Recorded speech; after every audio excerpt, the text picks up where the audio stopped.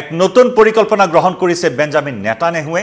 আৰু বেঞ্জামিন নেতানেহুৰ এই পৰিকল্পনা এই মুহূৰ্তত প্ৰকাশ পাইছে আৰু এই পৰিকল্পনা প্ৰকাশ পোৱাৰ পাছতে স্বদেশতে এতিয়া প্ৰতিবাদৰ জোৱাৰ উঠিছে কোৱা হৈছে যে সম্পূৰ্ণ গাজা দখল কৰাৰ যি পৰিকল্পনা নেতানেহুৰ হেয়া এক অলিক সপোন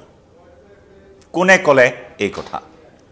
নমস্কাৰ প্ৰিয় দৰ্শক মই জয়ন্ত মাধৱ গোস্বামী আপোনাক স্বাগতম জনাইছো নিউজ 18 অসম নৰ্থ ইষ্টৰ ডিজিটেল লাইভলৈ আৰু ডিজিটেল লাইভত জনাইছো এই মুহূৰ্তৰ এই গুৰুত্বপূৰ্ণ খবৰটো যে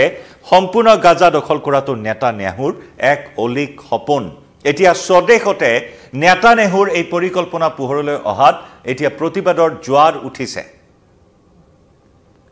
যুদ্ধ বন্ধ কৰিবলৈ বিভিন্ন মহলে এই মুহূৰ্তত আহ্বান জনাইছে নেতানেহু গাজাত চলোৱা সামৰিক অভিযান বন্ধ কৰিবলৈ নেতানেহুক আহ্বান জনাইছে আগশাৰীৰ একাংশ ব্যক্তিয়ে আগশাৰীৰ অৰ্থাৎ চোৰাংচোৱাৰ প্ৰাক্তন মুৰব্বী কেইবাগৰাকীও প্ৰাক্তন মুৰব্বীয়ে চোৰাংচোৱাৰ কেইবাগৰাকী প্ৰাক্তন মুৰব্বীয়ে নেতানেহুক এই পৰামৰ্শ আগবঢ়াইছে আহ্বান জনাইছে যে যুদ্ধ বন্ধ হ'ব লাগে গাজা ষ্ট্ৰীপত কিন্তু একে সময়তে বেঞ্জামিন নেতানেহুৱে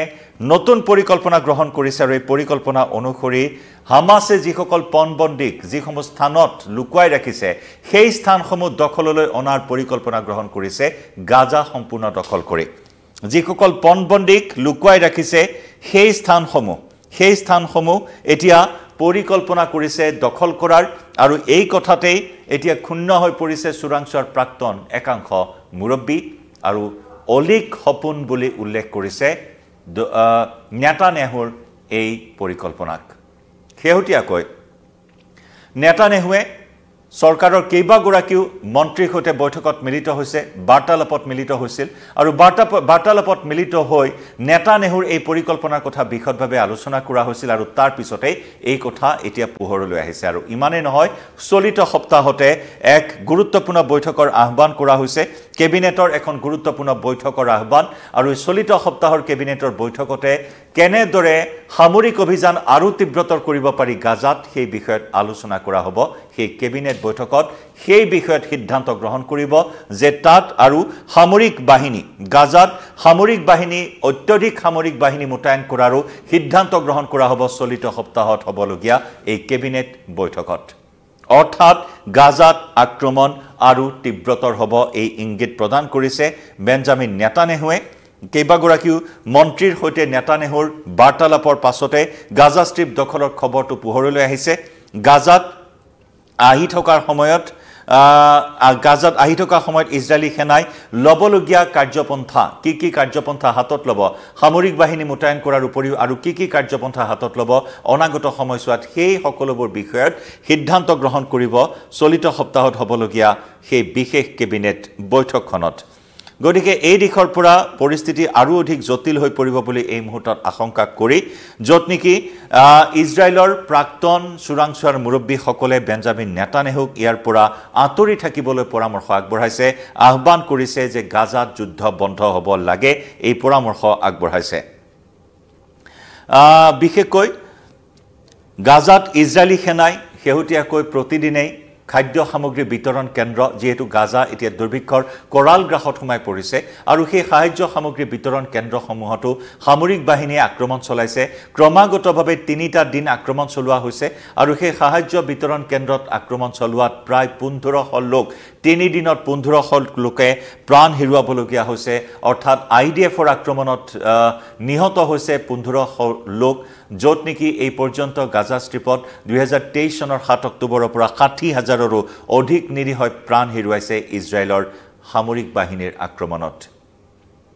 পুনৰ যোৱা 3টা দিনত ক্ৰমাগত 1500 লোকক হত্যা কৰিছে ইজৰাইলৰ প্ৰতিৰক্ষা বাহিনীয়ে আৰু যাক লৈ এই মুহূৰ্তত গাজা ষ্ট্ৰীপত মানৱতাৰ বধ্যভূমিত পৰিণত হৈছে ইজৰাইলে গাজালৈ যে মানৱীয় সাহায্য সামগ্ৰী প্ৰেৰণ কৰা হৈছিল সেই মানৱীয় সাহায্য সামগ্ৰীটো প্ৰতিবন্ধকতা আৰোপ কৰাত মুঠৰ ওপৰত দুৰ্ভিক্ষ খাদ্য সংকট দুৰ্ভিক্ষই গ্ৰাস কৰিছে সম্পূৰ্ণ গাজা ষ্ট্ৰীপ ইয়াৰ মাজতে ইজৰাইলী প্ৰতিৰক্ষা গোটসমূহে গাজাত খাদ্য বিতৰণ উন্নত কৰিবলৈ অৱশ্যে চিন্তা চৰ্চা কৰিছে প্ৰতিৰক্ষা গোটসমূহে গাজাৰ ব্যৱসায়ীসকলৰ সৈতে এক চুক্তি সম্পন্ন কৰিছে আৰু এই চুক্তিৰ জৰিয়তে কেনেদৰে সাহায্য সামগ্ৰী গাজাত সেই ভোকাৰ্ত লোকসকলৰ মাজত আগবঢ়াব পাৰি সেই বিষয়টো অৱশ্যে চিন্তা কৰিছে গতিকে এনে এটা পৰিস্থিতিৰ মাজতে প্ৰধানমন্ত্ৰী নেতান্যাহুৱে সম্পূৰ্ণ গাজা দখলৰ পৰিকল্পনা গ্ৰহণ কৰিছে সম্পূৰ্ণ গাজা দখলৰ পৰিকল্পনা গ্ৰহণ কৰাৰ পাছত ইজৰাইলৰ যিসমূহ চোৰাংচোৱা সংস্থা আছে বিশেষকৈ আভ্যন্তৰীণ সুৰক্ষা সেৱা চিনবেটৰ প্ৰাক্তন মুৰব্বী তাৎপৰ্যপূৰ্ণ মন্তব্য একেদৰে মোছাদ যি স্পাই এজেন্সি আছে যি চোৰাংচোৱা সংস্থা আছে মোছাদ সেই মোছাদৰ প্ৰাক্তন মুৰব্বী লগতে ইজৰাইলী সেনাৰ প্ৰাক্তন মুৰব্বীসকলে প্ৰধানমন্ত্ৰী বেঞ্জামিন নেতান্যাহুক যুদ্ধ পৰিহাৰ কৰিবলৈ বাৰে বাৰে পৰামৰ্শ আগবঢ়াইছে আৰু যি বিষয়টোৱে যথেষ্ট তাৎপৰ্য বহন কৰিছে কাৰণ স্বদেশতে বেঞ্জামিন নেতান্যাহুৰ এই পৰিকল্পনাৰ তীব্ৰ বিৰোধিতা কৰা হৈছে তাকো চোৰাংচোৱা সংস্থাসমূহৰ প্ৰাক্তন মুৰব্বীসকলে সেনাৰ প্ৰাক্তন মুৰব্বীসকলে এই পৰামৰ্শ আগবঢ়াইছে নেতান্যাহুক যেটো নেকি অত্যন্ত তাৎপৰ্যপূৰ্ণ হিচাপে বিবেচিত হৈছে বিশেষ ভিডিঅ' বাৰ্তা প্ৰেৰণ কৰিছে সেনাৰ প্ৰাক্তন মুৰব্বী হওক মোছাদৰ প্ৰাক্তন মুৰব্বী চিনবেটৰ প্ৰাক্তন মুৰব্বীসকলে একোটা ভিডিঅ' মেছেজ প্ৰেৰণ কৰিছে নেতান্যাহুলৈ আৰু এই মেছেজৰ জৰিয়তে অতি শীঘ্ৰেই গাজাত সামৰিক অভিযান বন্ধ কৰিবলৈ পৰামৰ্শ আগবঢ়াইছে ইফালে এই যে দীঘলীয়া যুদ্ধখন 2023 চনৰ 7 অক্টোবৰৰ পৰা চলি আহিছে এখন অমীমাংসিত যুদ্ধ হেউটিয়াকৈ হামাছেও হকিয়াই দিছে যে স্বাধীন প্যালেষ্টাইন নোপোৱালৈকে শেষ বিন্দু টেষ্ট থকালৈকে হামাছে অস্ত্ৰ কোনো পদ্ধতি নেৰে অস্ত্ৰ পৰিহাৰ নকৰে হামাছে হেউটিয়াকৈ নিজৰ স্থিতি প্ৰকাশ কৰিছে কাৰণ ইজৰাইলৰ প্ৰধানমন্ত্ৰী বেঞ্জামিন নেতান্যাহুৱে 60 দিনীয়া যুদ্ধবিৰতিৰ প্ৰস্তাৱ আগবঢ়াইছিল দুটা বিশেষ চৰ্তক লৈ পণবন্দীসকলক মুকলি কৰি দিয়া আৰু হামাছে অস্ত্ৰ ত্যাগ কৰিব লাগিব এনে চৰ্তৰে 60 দিনীয়া যুদ্ধবিৰতিৰ প্ৰস্তাৱ আগবঢ়াইছিল যদিও হামাছে সেই প্ৰস্তাৱ প্ৰত্যাখ্যান কৰিছে হামাছে স্পষ্ট কৰি দিছে যে স্বাধীন প্যালেষ্টাইনৰ দাবী তেওঁলোকৰ দীৰ্ঘদিনীয়া দাবী নিশ্চৰ্ত এটা দাবী তেওঁলোকে এই সংগ্ৰাম সশস্ত্ৰ সংগ্ৰাম চলাই আহিছে গতিকে কোনো পদ্ধতি তেওঁলোকে অস্ত্ৰ নেৰে অৰ্থাৎ শেষ বিন্দু টেষ্ট থকালৈকে তেওঁলোকে এই সশস্ত্ৰ সংগ্ৰাম চলাই যাব এনে ধৰণৰ এটা স্থিতিৰ পিছত ইজৰাইলৰ প্ৰধানমন্ত্ৰী বেঞ্জামিন নেতান্যাহুৰ এক নতুন মূৰৰ কামৰণি সৃষ্টি কৰিছে হামাছৰ সেই স্থিতিয়ে আৰু যাক লৈ এতিয়া সম্পূৰ্ণ গাজা দখলৰ পৰিকল্পনা গ্ৰহণ কৰিছে আৰু বিশেষকৈ পণবন্দীসকলক লুকুৱাই ৰখা স্থানসমূহ নিজৰ দখল অনাৰ পৰিকল্পনা ইতিমধ্যে ৰাজহুৱা কৰা হৈছে লগতে এই কাৰ্যৰ তীব্ৰ বিৰোধিতা কৰি অৰ্থাৎ গাজা দখলৰ সম্পূৰ্ণ বিৰোধিতা কৰি সেনাৰ প্ৰাক্তন মুৰব্বী হওক বা চিনবেটৰ প্ৰাক্তন মুৰব্বী বিশেষকৈ চিনবেটৰ প্ৰাক্তন মুৰব্বী অমি আয়ালনে কৈছে যে এনে ধৰণৰ দীঘলীয়া সময়ৰ যুদ্ধ চলাই থকাৰ বাবে গাজাত এতিয়া দুৰ্ভিক্ষটো বেলেগ কথা ইজৰাইলেও আনকি নিজৰ সুৰক্ষা আৰু পৰিচয় হেৰুৱাই পেলাইছে দীৰ্ঘদিনীয়া এখন যুদ্ধ চলাই থকাৰ পৰিপ্ৰেক্ষিতত ইজৰাইলে নিজৰ সুৰক্ষা আৰু পৰিচয় হেৰাই পেলোৱাৰ উপক্ৰম হোৱা বুলি তেওঁ উল্লেখ কৰিছে লগতে আন এগৰাকী প্ৰাক্তন মুৰব্বীয়ে কৈছে যে নেতান্যাহুৰ লক্ষ্য এটা অলিক সপোন কোনো পদ্ধতি গাজা ইজৰাইলে সম্পূৰ্ণৰূপে দখল কৰিব নোৱাৰে কোনো পদ্ধতি হামাছৰ শেষৰ জন সদস্য পৰ্যন্ত হত্যা কৰিব নোৱাৰে বা অস্ত্ৰ সম্পূৰ্ণৰূপে জব্দ কৰিব পাৰিম বুলি যে সপোন দেখি আছে বেঞ্জামিন নেতান্যাহুৱে সম্পূৰ্ণ অলিক সপোন সেয়া সম্পূৰ্ণ অলিক সপোন আৰু লগতে পণবন্দীসকলক উভতাই আনিব পাৰিম বুলি যে দৃঢ় বিশ্বাস আত্মবিশ্বাস প্ৰকাশ কৰি আহিছে বেঞ্জামিন নেতান্যাহুৱে সেয়াও এক প্ৰকাৰ অসম্ভৱ বুলি মন্তব্য কৰিছে চিনবেটৰ আন এজন প্ৰাক্তন মুৰব্বীয়ে তেওঁ কৈছে যে যদি কোনোবাই কল্পনা কৰিছে যে আমি প্ৰতিটো সন্ত্ৰাসবাদীকে হত্যা কৰিব পাৰিম সেয়া অসম্ভৱ সকলো অস্ত্ৰ গাজাৰ পৰা জব্দ কৰিব পাৰিম সেয়াও অসম্ভৱ আৰু পণবন্দীসকলক মুকলি কৰি আনিব পাৰিম সেয়াও অসম্ভৱ